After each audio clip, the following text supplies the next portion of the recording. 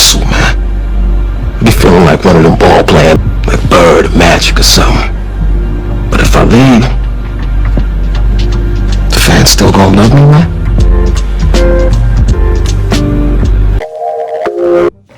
Hey there, Monster fans. Welcome back to my channel, Trilogy Effect. Today we're diving into the heart of the Monsterverse to rank the mightiest titans that we have seen. So we'll be going from towering behemoths to legendary creatures. These titans have captivated audiences with their immense power and awe-inspiring presence. I'm Trilogy, your host, and without further ado, let's start with our number 10. With our number 10, I'm going to put Scylla, or Scylla, Scylla. A lot of people say it different. I know it's from the Greek myth. I would probably pronounce it as Scylla. It's like a cephalopod titan, and we first saw this one in the King of Monsters, but we also saw it fight in Godzilla Kong, the New Empire, and we see Godzilla defeat Scylla super easy. Like, he's shoulder bumping. Scylla is a pretty formidable creature. They're very long, they have tentacles for a head, and although they did hold Godzilla back a little bit, but Godzilla absolutely destroyed Scylla in this fight. So I'm going to put them at our number 10. For our number 9, I'm going to go with Rodan. We did first see Rodan, and also we saw this one in King of the Monsters. Rodan fought Mothra, fought Godzilla, fought King Ghidorah. They have the power to create devastating shockwaves, and they are very fast. We see that they also have like some type of heat source in their chest, like a volcano, similarly as far as that goes. And with the way that Rodan fought Mothra, Ghidorah, Godzilla, you have to think like this guy is very confident of his power, even though ultimately he ended up siding with Ghidorah against Godzilla, and you know how that fight went. But I still think he's formidable enough to put us at number 9. On our number 8, I'm going to go with Tiamat. I like the name Tiamat because I used to play Dungeons and Dragons, and that was the name of a dragon. Basically the strongest dragon, one of the strongest dragons. I like Tiamat's design in Godzilla because they're kind of like an Eastern dragon, but they're underwater. They have the power to control water and stuff like that. And according to the comics, they fought before, and sometimes those fights have been close. After Godzilla absorbs a nuclear plant in the New Empire, the fight between him and Tiamat does last a scene, but ultimately Godzilla comes out ahead and takes Tiamat's lair and absorbs all the pink power and gets even stronger. So I do think Tiamat, they did constrict Godzilla for a moment, and they also have the trophy accomplishment of killing a Gojira, which is Godzilla's species, in the past, but ultimately not strong enough to beat our titular Godzilla. And I do think they'll probably be above Rodan and Scylla just because of the fight with Godzilla. Up next, I would put Scar King. I know this might be a little low for some people, Scar King at number 7. Although Scar King is very cruel and cunning, you can tell he has the intelligence like Kong does. He is the one that's leading all of the leftover apes. He is a very nimble fighter. He has his whip. But ultimately, I think Scar King's main power is intimidation, dominance, and of course, Shimo. If we remove all of that and we have a 1v1 fight, in the New Empire, Kong definitely had the upper hand on that fight with Scar King. Even though the whip did cut his hand up, Kong was winning that fight until Scar King revealed Shimo, and then Kong had to retreat. I think, and even at the end when Kong fought Scar King, once he had his beast gauntlet on, that fight was nothing for Kong. Like, he was destroying Scar King. The main problem during that fight was really Shimo. So I would put Scar King here. I could definitely see why someone might put them a little bit higher, but even so, I don't think he would even crack our top 5. You might give him number 6. Speaking of number 6, I'm going to put Mothra here. Mothra is a very interesting kaiju. We see them appear very often in the it's just the lore of Godzilla throughout the years, even before in the Monsterverse universe.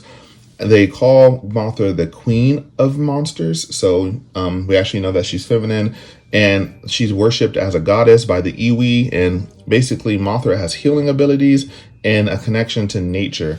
We also see Mothra combined with Godzilla in King of Monsters, and we get the fire form of Godzilla, which ultimately destroys King Ghidorah.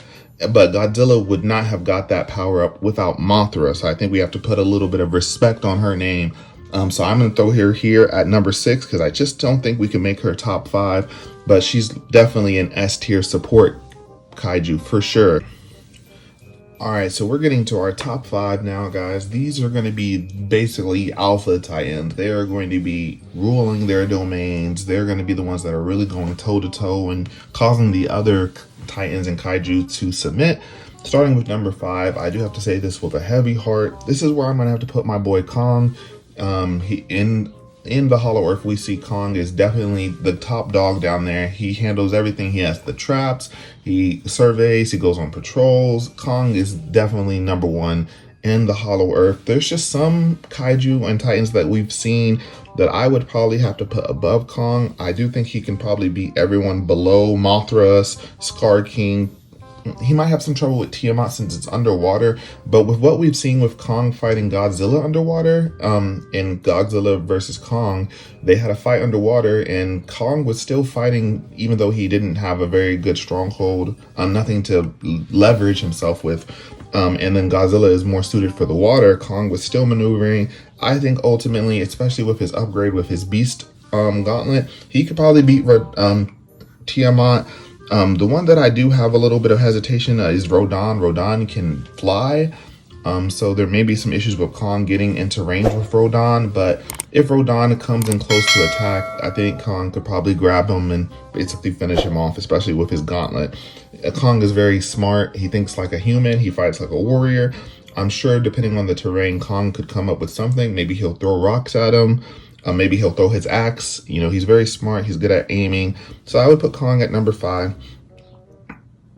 So up next for our number 4. So number 4 through 1, I can see the debates among a lot of fans on number 4 through 1. A lot of people are going to be putting these in different places. I definitely want to know what your top 5 is down in the comments. But before I get into mine, we're going to go look at this with our honorable mentions. I want to put our honorable mention who came close to making the list is Ramarok, which is, if you don't remember, the big one. They are the Skull Devil from the end of Kong Skull Island.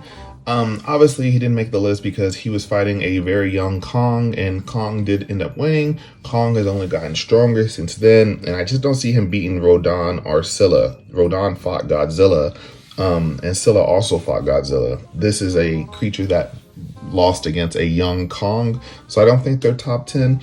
And then the other one, I know a lot of people are going to be big fans of the Mutos. We have the male and the female, and I really like the dimorphic aspect of them, where the male is real small and the female is real big.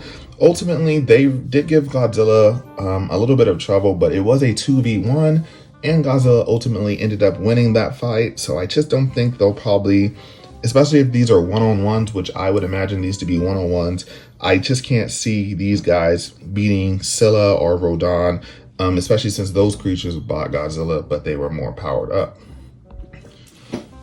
With our honorable mentions out of the way, let's go ahead and get into our top 4. Usually I would do the honorable mentions like before the top 5 or before the final entry, but I just think since these top 4 are so debatable, it just makes sense to do them all kind of in a quick succession. So starting off with our number 4, I'm going to put Mechagodzilla here. And I really had to think about this. Originally, I had Mechagodzilla at number 2. Just because of how Mechagodzilla dominated Godzilla in Godzilla vs. Kong. Like, I don't think any kaiju since or before was just dominating Godzilla so easily.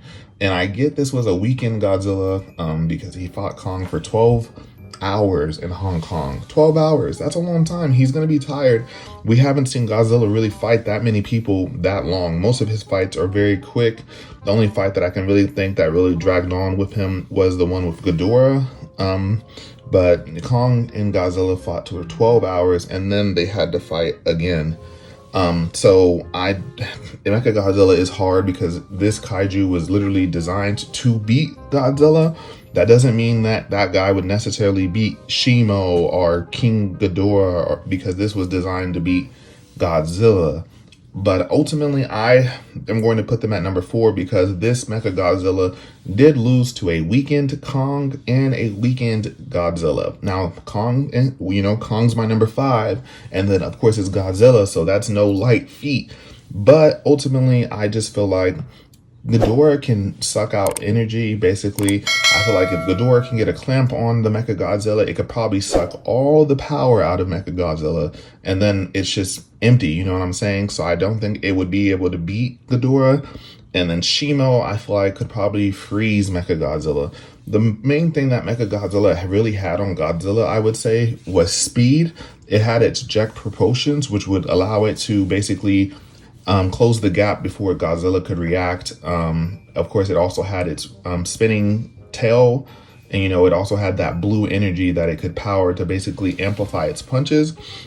So if you put Mechagodzilla higher than 4, I could understand. Like I said, I initially had it at 2, but I just think Ghidorah could probably take out, as I said, Mechagodzilla by absorbing its energy.